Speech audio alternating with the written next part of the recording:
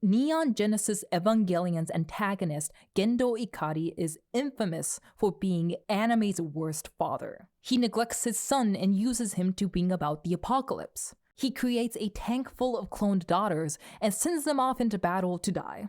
He manipulates his co-worker through a physical relationship, just like he did with her mother. He's a cold, selfish old man and a horrible parent, and he is constantly mischaracterized.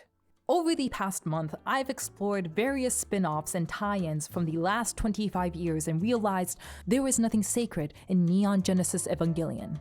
You can buy all kinds of clothing and household appliances in Unit 1 colors, and every mediocre gacha game under the sun has collabed with this franchise.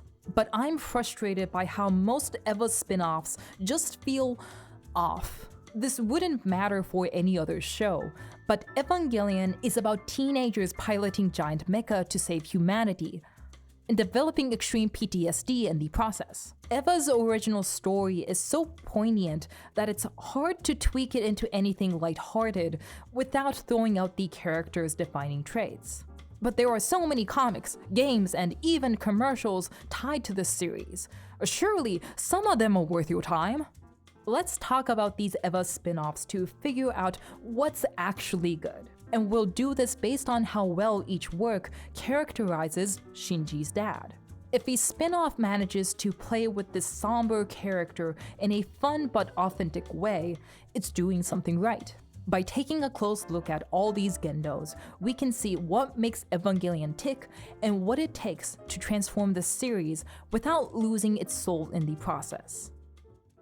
Also, Gendo's like really cute. Neon Genesis Evangelion Shinji Ikari Raising Project. In these spin-offs, you're going to notice that Shinji's dad gets wacky. He's going to act nothing like he does in the original show, and Shinji Ikari Raising Project is guilty of this the most. This comic is loosely based on one of the routes in the game Shinji Ikari Raising Project, a princess maker / visual novel that lets you take care of Shinji and navigate his life.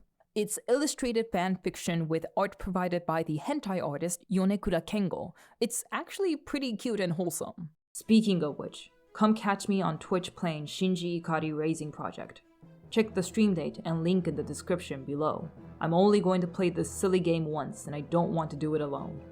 Also, don't forget to smash that like and subscribe button, and a thank you to my lovely Patreon members. Check out my Patreon for exclusive content, updates, and retrospectives for each video. Your support helps me make videos about Japan and stuff. But the manga Shinji Ikari Raising Project is just the Evangelion characters slapped into a slice-of-life ecchi comedy.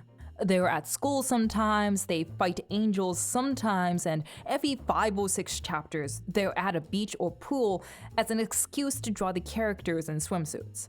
Every high school anime trope you can think of, there's a chapter with it in here. I cannot understate the increasing rate at which Shinji ends up face first in Asuka or Rei's crotch.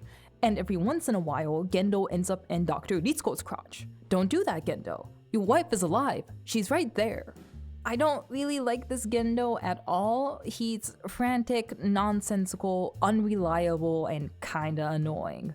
The only saving grace is that Gendo and his wife Yui are a pretty cute couple with observable chemistry. Gendo is a doting father who just wants Shinji to have fun, and Yui puts up with his silliness with a smile and a sigh. There's a clear slapstick comedy dynamic that keeps him from being unbearably stupid. Still, I feel like instead of working with the pre-existing character of Gendo, the author replaced him completely with a different person cosplaying as him. I want to see Gendo be happy and bond with Shinji, but when I can't recognize the character in this story, that wish is only fulfilled on the surface level. Also, can we talk about the extreme art style change this series goes through? At first, it looks like a decent imitation of like Pachinko Evangelion art, but then it morphs into basic Bishoujo game style and ends up as Pixie fan art. I'm all for artists experimenting and changing their style, but the characters shouldn't lose their shape language through the course of the manga's run. It comes off as really lazy. Tony Takezaki's Evangelion. Now this is Evangelion comedy done right. Tony Takezaki's Gendo can be just as wacky as other comedies on this list, but I'm much more forgiving of it here because there's so much creativity in his wackiness. Takezaki has a keen eye for spotting what exactly to twist and make fun of for each character. He takes the scenes that exist in the source material and expands on them in a comedic way, instead of forcing silliness onto the characters. For example, Gendo and Dr. Ritsuko had a physical relationship. Let's joke about the kinky sex they had. Gendo's right-hand man, Ryutsuki, has been putting up with him and his research for many years now. What did Gendo put him through? What were the interactions between baby Rei and Gendo like? What if Shinji is distracted by all the boobies in the Rei tank? What if the Evas, the armored humanoid giants, just barfed and shat everywhere? What if Misato, age 29, tried to take the place of the 14-year-old pilots and get in the Eva? It's stupid, it's juvenile, but there's a sincere playfulness that I can totally get behind. I can feel so much love for Evangelion from this, even if it's a bit too horny. The artwork is the biggest selling point though. It's so expressive and fun and cute, it's giving sexy Commando Gaiden. I was reading Takezaki's older work, Dr. Kishiwada's Scientific Affection, and it's easy to see that he's a talented artist. Just look at this diagram of a tomato's internal organs. This rocks! From the first few pages of this book, I knew that Evangelion was being played with by someone I can trust, and I hope you felt that way seeing these panels too. This comic is just 1 volume long and available on Amazon Kindle, so definitely check it out. Puchi Eva. Puchi Eva is a spin-off series with the most butt-ugly CG animation I've seen, oh my god. Why aren't these chibi characters cute? How did this happen? They had one job. Let's ignore the animated shorts. The Puchi Eva comics are another school-based slice-of-life comedy with a lot of easy jokes. There are 3 Reis, Misato and Ritsuko are teachers, Gendo is the principal, Eva Unit 1 is Shinji's classmate, and a few minor characters are turned into cute girls. This is mid-2000s otaku culture at its finest. Now, this is one of the better versions of the wacky Gendo trope, because Puchi Eva makes him more whoa, kawaii than weird and nonsensical. He just wants to be doted on. He puts on cat ears and waits for his wife and Ritsuko to call him cute. As he should, he's adorable. Still, this is another case of Gendo being so out of character that I barely recognize him. Time and time again, I am left wondering where this eccentricity comes from. Why is Gendo the one who repeatedly gets cross-dressing jokes? Like, sure, I guess I'm happy to see him in a maid outfit, but I gotta overlook the mild transphobia to do so, you know? Look, here's why I'm such a stickler about Eva spin-offs and Gendo in particular. The source material of all this, the TV series Neon Genesis Evangelion, requires a bit of emotional investment to appreciate. It's a show with complex relationships between characters that can't be easily summed up with good guy, bad guy. The introspective storytelling makes it easy to empathize with its cast, but it's difficult to side with any one character, especially when you can see the conflicting emotions within them. Take Shinji and his relationship with his father. Shinji grew up to be a passive, closed-off boy due to the loss of his mother and abandonment from his father. After reuniting with Gendo, Shinji struggles with his desire for fatherly love and his contempt for its continued denial. Gendo dangles the unfulfilled promise of emotional affection over Shinji's head to manipulate him into risking his life and riding the Eva. Shinji could turn around and say, fuck you, but then he'll have to watch Rei pilot the Eva, or worse, watch Tokyo burn.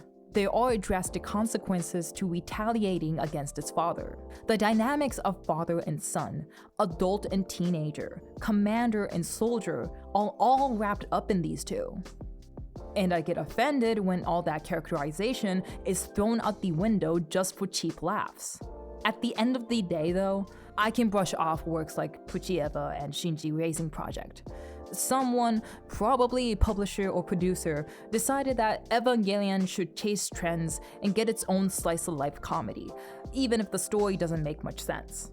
Puchi Eva fulfills that role just fine. I think its merchandise is pretty cute. These comics are not so much art that's to be enjoyed for their own merit, and more additions to your Evangelion merch shrine. Neon Genesis Evangelion Campus Apocalypse. Not all Evangelion spin-off comics are comedies. Sometimes they're high school action fantasy battle manga. In Campus Apocalypse, Shinji joins Nerve Academy and finds his classmates fighting with angels. What makes the angels special in this comic is that they are not giant monsters, but aliens that take the form of people and collect magical gems to bring an end to humanity. Just think Black Butler, Pandora Hearts, Zombie Lone, action fantasy sci-fi mumbo jumbo. Everyone's vaguely goth, Shinji gets a gun, and the backgrounds are some of the most uninspired scenery I've seen in a commercially published comic.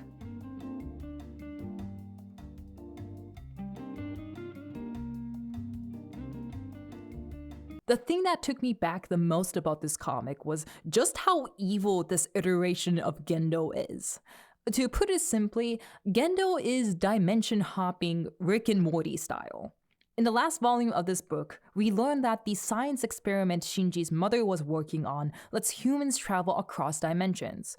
Shinji's real father in this dimension died trying to protect Shinji as a toddler, and Gendo from another dimension took his place. Intruder Gendo's mission is to straight up sacrifice Shinji to rescue his mother from this multi-dimensional gate thing. At the last minute, Shinji is saved by his BFF Kaoru and rocks crush Gendo. The end. While I appreciate that this Gendo has the grief that defines his character, he lacks all other redeeming qualities.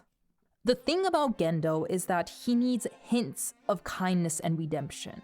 We see in mainline Eva that Shinji is thrilled by the smallest speck of praise from his father. The possibility that Gendo cares for Shinji adds depth to their relationship. Gendo has opportunities to realize his connection to Shinji, realize his responsibility as a father to continue protecting what his wife has left behind. That is what makes him compelling. And so how can we expect this hope to exist when this Gendo and this Shinji aren't related? They are literally from different universes. He's an intruder. He should not be here. I'm a Gendo apologizer, but when I look at this man, even I'm like, dude, you're taking it too far. That Yui is not yours. Don't touch her. Go back to your own universe. Shoo, shoo. Neon Genesis Evangelion Girlfriend of Steel 2nd. This spin-off is much closer to mainline Evangelion. It has the mechs, it has the complex interpersonal drama, and the alien and monsters rampaging Tokyo. What it doesn't have is the ennui of the original show. Girlfriend of Steel 2nd is a slice-of-life rom-com first and a sci-fi drama second. This means that Shinji isn't a crying coward, Asuka isn't an unreasonable bitch, Rei is a happy bouncy girl, and Kaoru goes from mysterious and gay to mysterious and imposing. These characters are loosely based on the alternative universe shown in episode 26 of the original show, but lack any of the darkness of OG Eva.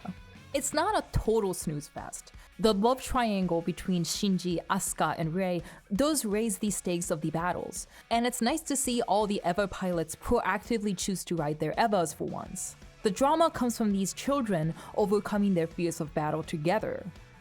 But so much of original Eva is about the difficulties of forming those human bonds.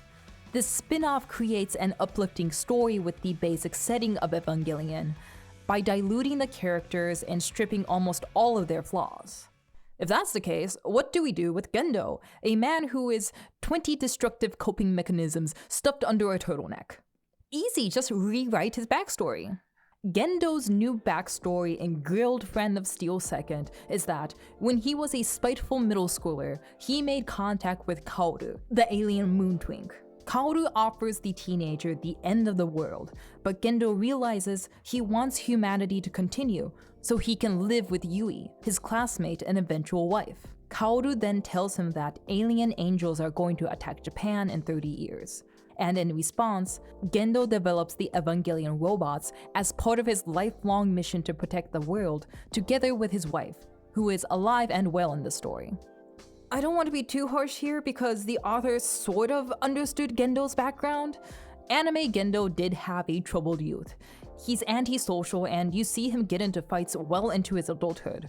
The problem is that solving his emotional issues in his youth destroys his character. Evangelion is a series that challenges its adolescent protagonists as they live alongside a cast of adults who are unfulfilling as role models. Take Misato as an example.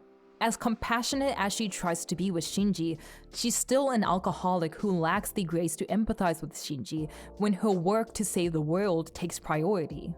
The teens, Shinji and Asuka, have to grapple with the imperfections of everyone in their lives, including the adults whom they learn they cannot always rely on. Returning to Gendo, he is an antagonist because he is both the ultimate adult figure that Shinji must overcome, and because Gendo himself is a stagnated adult who cannot overcome the grief for his wife. His troubled history and age make Gendo's character.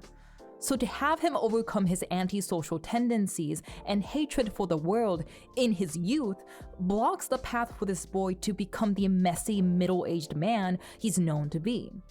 It's like the difference between fine aged cheddar and Baby Bell cheese. Baby Bells are just fine, but if you give me one of those bite-sized snacks with my glass of wine, I will be confused and disappointed. Evangelion Schick Commercials. Schick is an American personal care brand founded in 1926. They have been the top-selling razor brand in Japan since 1996. Their product line includes the Schick Hydro, the Schick Extreme 3, the Schick Quattro, Quattro Power, Quattro Titanium, and Quattro Meat and Seafood. The company has released multiple Evangelion razors over the years, but the most famous collaboration is this commercial where Gendo shaves his beard. After a quick, safe shave, Gendo flies off into the heavens thanks to the refreshing sensation of a Schick razor. I've seen this image memed countless times. I know what they did to my man. This doesn't faze me anymore. What did offend me when I revisited this commercial, though, is that this bitch is barely animated. I've seen the Ray lipstick ad. I know what Studio Khara is capable of doing for commercials, so why did Gendo get this treatment? I could animate this with my free video editing software. Neon Genesis Evangelion Legend of the Piko Middle School Students. Take the style of ensemble comedy seen in Gintama and replace that with the cast of Evangelion. That's how you get the spin-off comic. Ah, you thought we were done with the comics, huh? Nah, not yet. The fun thing about the show Gintama is that you have this very colorful cast, each with their own jokes. And every time they're in a new setting, it's fun to watch how their staple jokes fits in with this particular circumstance. What Piko does is take the established dynamics of Evangelion characters, exaggerate the traits of the main cast, and put them through shenanigans. Usually they're playing video games or an intricate VR game, and every few chapters, they're just at a bar. Shinji and Asuka are delegated to the straight man, Kaoru and Rei are unfazed by everything, Misato and Ritsuko are unreliable adults who deserve no respect, and Kaji, Hyuga, and Aoba are annoying and frequently abused. What they do with Gendo is make him spoil the heck out of Rei, and his annoyance towards Shinji is blatantly obvious. Here he is kicking his son down a helicopter and flying off with just Rei. Here's a panel where that helicopter is shot down. I'll be honest, the only reason I approve of this comic is because I have a soft spot for this kind of comedy. Initially, the characters are stripped down to their bare traits, but I think the author manages to rebuild them in a logical and focused way. There's good pacing and chemistry in these chapters. My favorite repeated joke is that every time the cast goes to a bar, Gendo and Fuyutsuki try to drug each other or another guy to leave them behind to foot the bill. I was also pleasantly surprised by the ending. Basically, Kaoru reveals that the angels Shinji and the gang have been fighting have trapped humanity in a time loop. Nerve is there to stop this time loop, and was created by adults who had a shitty time in high school and never want to go through that period of their lives ever again. Shinji and Asuka are also like, no way are we going to put up with this Evangelion bullshit again. This somehow captures the Rebuild's time loop plot and applies it to the finale of a comedy series so elegantly. I gotta give props to the author. Detective Evangelion. The PS2 game Detective Evangelion is not offensive, but it is a tonal mess. Our protagonist Shinji is not just an Evangelion pilot, he is a detective assigned to solve the various cases that take place at his school, his city, and NERV headquarters. Think Ace Attorney-style investigations interspersed with action combat sequences. Those action scenes range from punching mutated schoolchildren, running from Eva Unit 0 while playing the cello, chasing after a penguin, and fighting your boyfriend while you're both naked in tang. A lot of people describe this as a comedic take on the Eva story, but I disagree. There are silly stories like the one where everyone turns into bowling pins, but the later chapters are pretty grim and humorless. Like, there's a story where the mass-produced Evas are gruesomely murdered. In the final chapter, Misato's boyfriend and spy Kaji is killed, Gendo is accused of murdering Kaji and then gets killed himself, and when it's revealed that Itsuko killed both of them, she shoots herself in front of the kids. Like, several people die in OG Eva, but the show never makes Shinji talk to his father's corpse on the autopsy table. Yet, no matter how serious these murder mysteries get, when the game switches to the awkward combat scenes, watching these PS2 models talk totally breaks my immersion. They remind me of the Mr. Meaty puppets. Gendo's character is actually fine in this, well, except for his massive forehead. My main complaint is that they don't do much with him, but they don't destroy his character either. We actually get to see his loving side from his final dying words, Shinji. But there's not much push and pull between him and his son until this final chapter. You can see the script going for something when Shinji is tasked to defend his father in court, but it just feels like a weaker version of the final case in the first Ace Attorney. But there is this one cute scene where Gendo relays a message from Shinji's classmate Toji while keeping Toji's country accent. わしら先に会場に行きます。後から新人を連れてくるように碇君に伝えてもらえまへんかとのことだ。Also, the sad sigh. 父さん。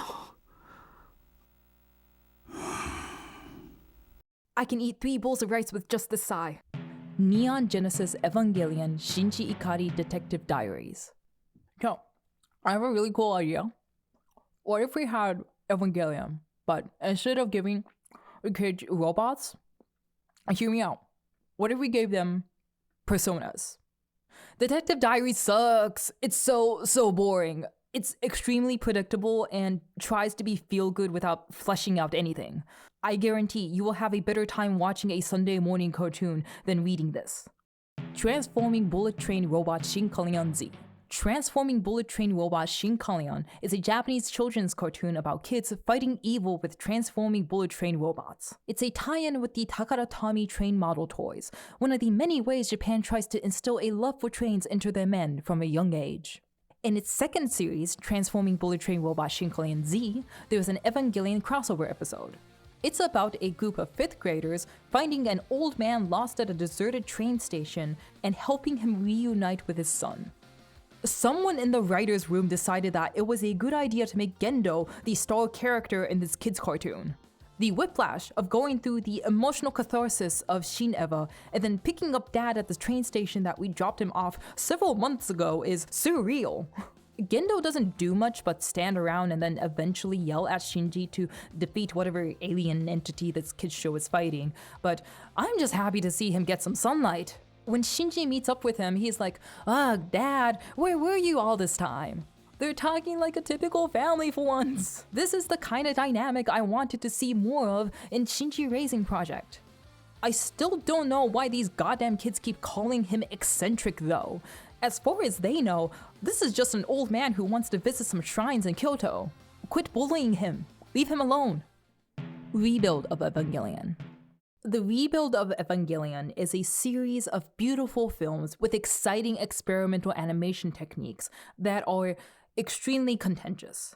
They seemingly start as a retelling of the original show with updated animation, but by the midpoint, the story diverges into a separate, convoluted plot. To this day, many Evangelion fans argue what exactly the connection between the original anime and the Rebuild series is, and if the Rebuild films are good at all.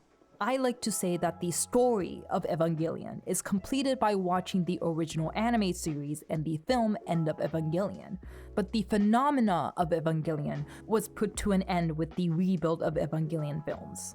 I'm going to borrow a theory from Mamoru Oshii, the director of Ghost in the Shell, or as I like to call him, the anime industry's most annoying film snob.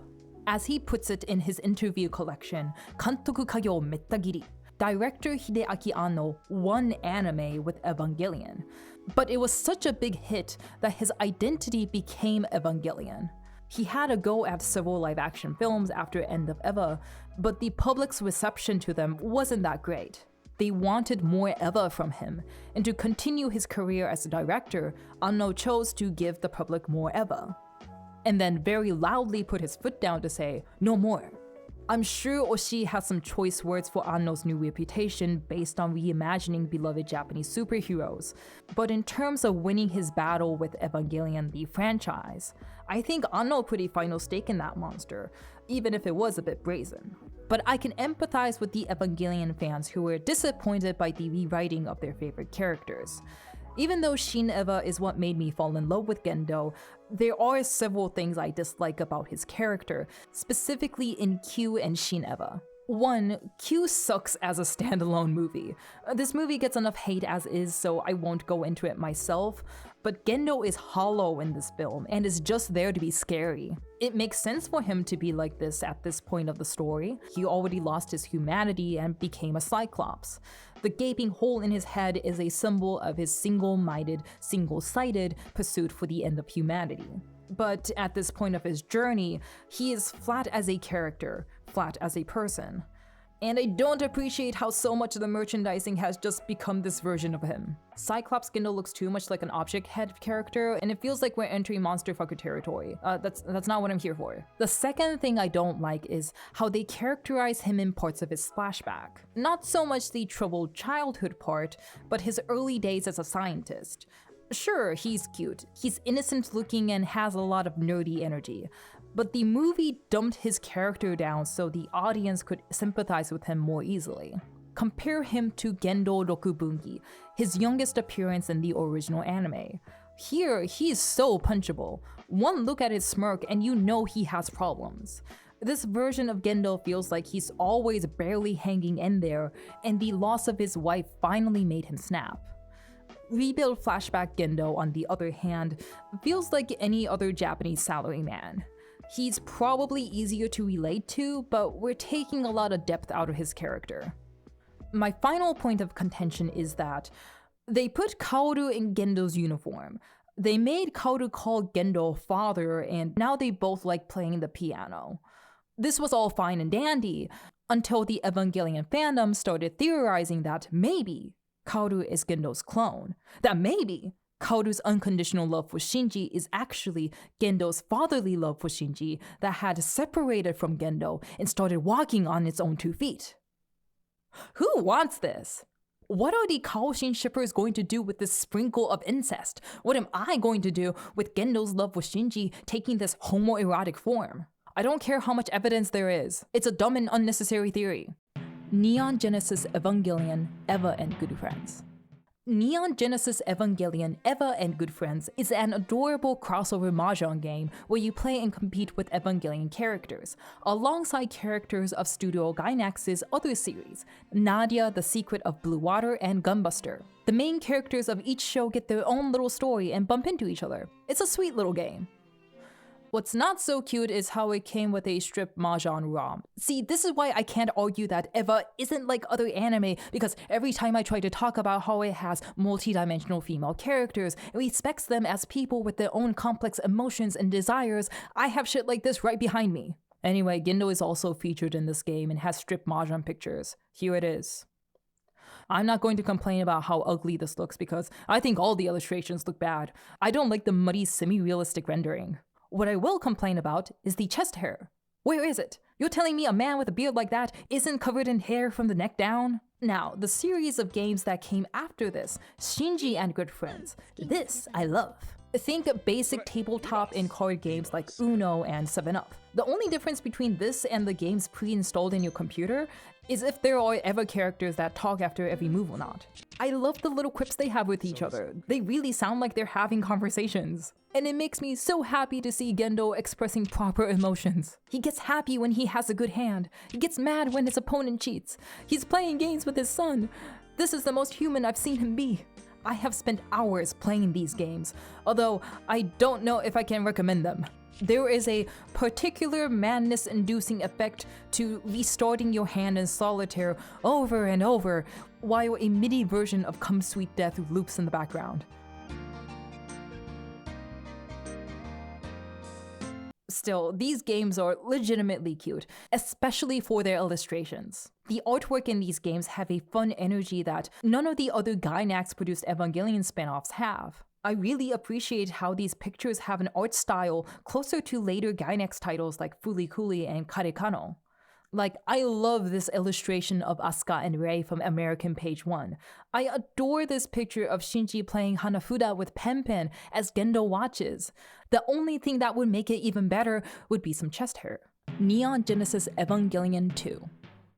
Neon Genesis Evangelion 2 Electric Boogaloo is a tactical RPG/life sim game that allows you to not only play as Shinji to relive the events of the anime, but also play as other characters from the show. You have the children Rei, Asuka, and Kaoru of course, and eventually adults like Misato, Ritsuko, and Gendo too. This game is notable for one, being developed by Alpha System, the same game studio that made Oreshika, go watch my Oreshika video, and two, being one of the most conclusive sources of Eva lore, at least before the release of the Rebuild series. It has secret files that explain the Evas, the angels, etc., as well as a deep look at all the main characters, providing chair monologue scenes for each playable character that dive into their innermost feelings. It's too bad this game is a pain in the ass to play. It functions like what shut-ins wished life were like. The status bar that expresses your need to eat, drink, sleep, piss, and take a bath, and how these basic bodily needs affect your emotional well-being is an interesting mechanic. The need to maintain this emotional well-being and collect impulse points, on the other hand, is an unforgivably tedious challenge. And the feature that maps all the characters' emotional proximity to each other and the results of even small interactions is insane.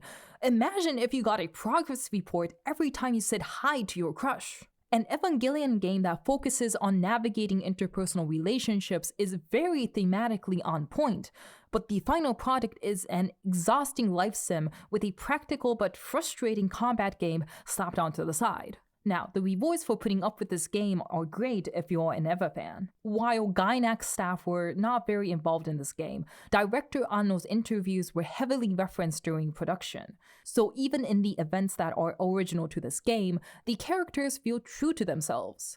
That doesn't necessarily mean they're tame though. In one interaction with Fuyutsuki, Gendo's past research partner, Shinji is asked to dress up like his dead mom for him. In another scene, the charismatic Kaji tries to teach Shinji how to flirt with women by dressing up as a woman himself. Ritsuko's route is the wildest of them all. Frustrated with her manipulative off-and-on relationship with Gendo, Ritsuko goes on a journey of self-actualization by becoming a bisexual seductress, pinning down her coworkers like Kaji, Aoba, and Hyuga, as well as Maya and Shinji. Finally, when she has achieved goddesshood, she literally gets Gendo down on his knees to hold her foot.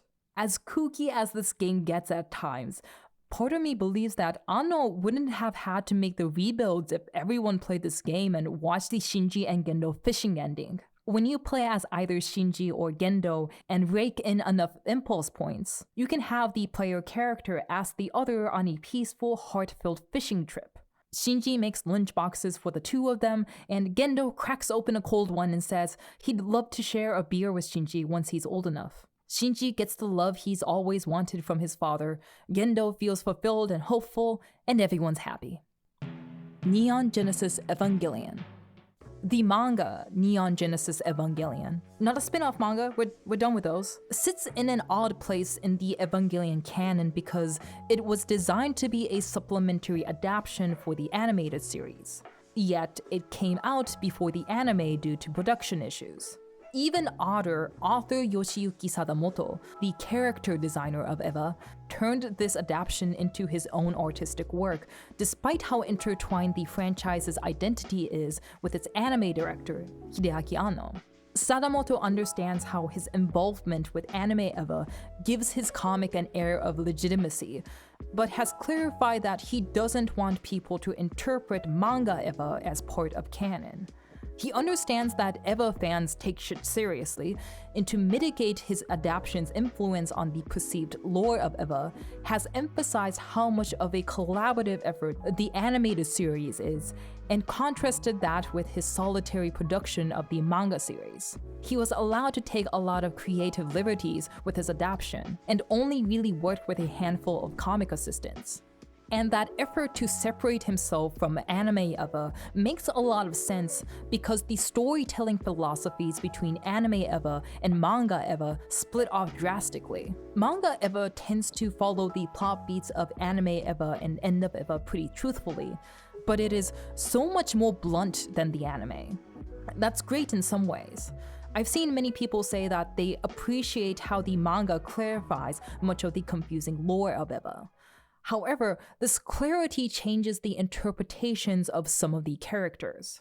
The biggest point of divergence is Kaoru. In the anime, he's an ethereal emotional sanctuary for Shinji, the only person in his life who gives him unconditional love, and Shinji finds relief in that love. He is the dream of total acceptance come true, but it's too good to be true.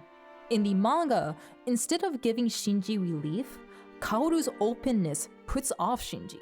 Taking Sadamoto's words, their relationship is akin to an underclassman admiring and persistently following around an upperclassman, and the upperclassman is both flattered and annoyed by this treatment. These are two very different dynamics, and you can guess how this affects Shinji's characterization too.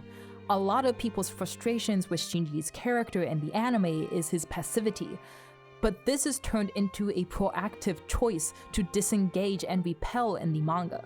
It's as if the acting choices in manga Eva make the characters more clear, defined, and motivated, but it also takes away room for sympathy. You're left with a lot less leeway to say, well, Shinji's a 14-year-old boy who's under a lot of pressure, when you can see him be straight up mean to Kaoru.